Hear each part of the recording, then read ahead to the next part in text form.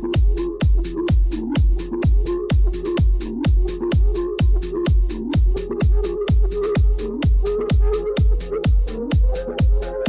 assisting Peter Gray in New York, we met with the Brock Collection team and came up with the idea of this sophisticated, raw, romantic chignon. Today I'm going to show you step by step how to replicate this look. Step one, what we're going to do is apply some damage control because we're going to be using heat. We're actually going to use the Dyson blow dryer and do a round brush set. So I'm going to be applying the damage control from roots to ends. Once I've got the damage control through, I always like to use a large tooth comb to just evenly distribute that product.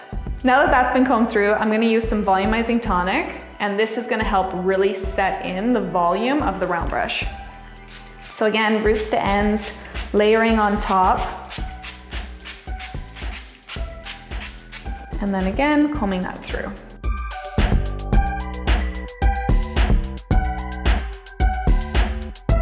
Okay, so now we're gonna round brush, and I'm gonna use a smaller round brush so that I can have nice curl and volume in Sarah's hair.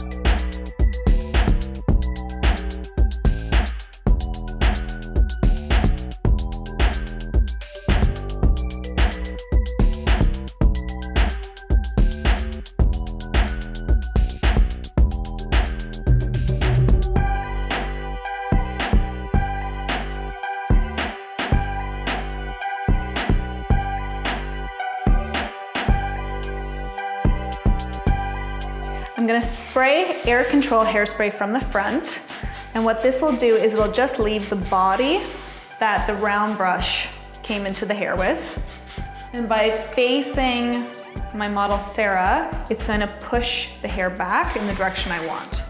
And then from there, I'm going to pull the hair into a loose ponytail.